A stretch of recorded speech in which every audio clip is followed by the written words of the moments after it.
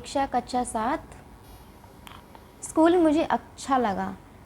ठीक यही शब्द थे उनके, और उस समय तोत्तो चान को लगा कि वह जीवन में पहली बार किसी ऐसे व्यक्ति से मिली है जो उसे सच में अच्छा लगता हो। असल में इससे पहले किसी ने उसे इतनी देर बोलते नहीं सुना था, और तो और उसे सुनते समय हेडमास्टर जी ने एक बार भी जमाई नहीं ली थी।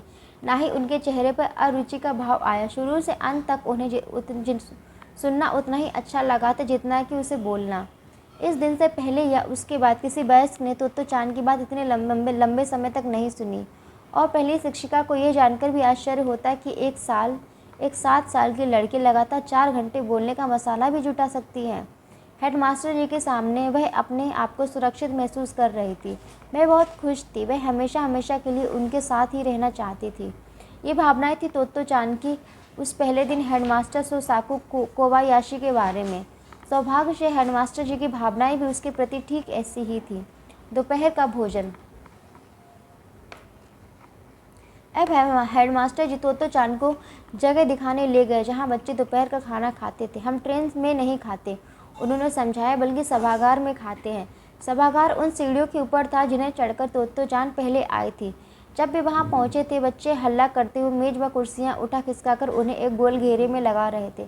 वे सभागार के कोने में खड़े बच्चों को देखते रहे। तोत्तो चान ने हेडमास्टर जी के जैकेट का किनारा खींचा और पूछा, बाकी बच्चे कहाँ हैं? बस इतने ही हैं जितने यहाँ मौजूद हैं, उन्होंने उत्तर दिया। बस इतने ही?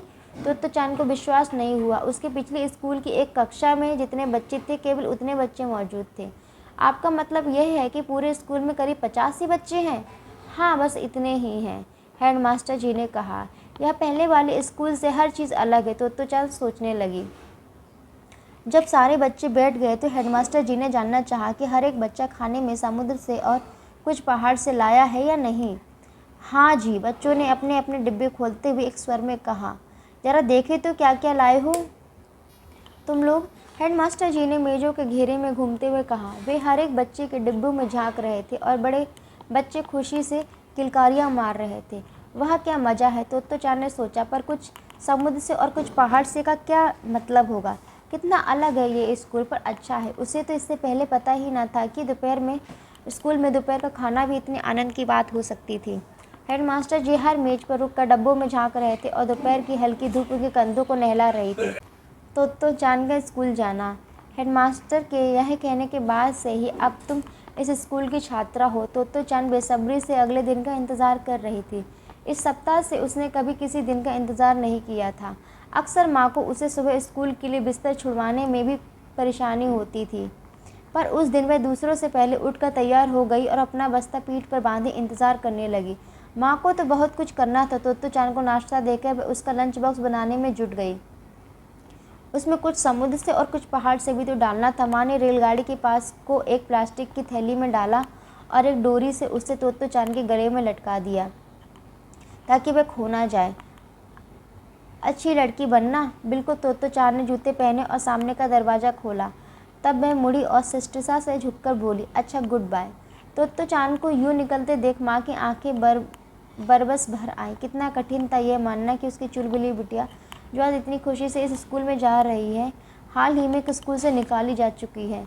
उसने दिल से प्रार्थना की कि इस बार सब शुभ हो।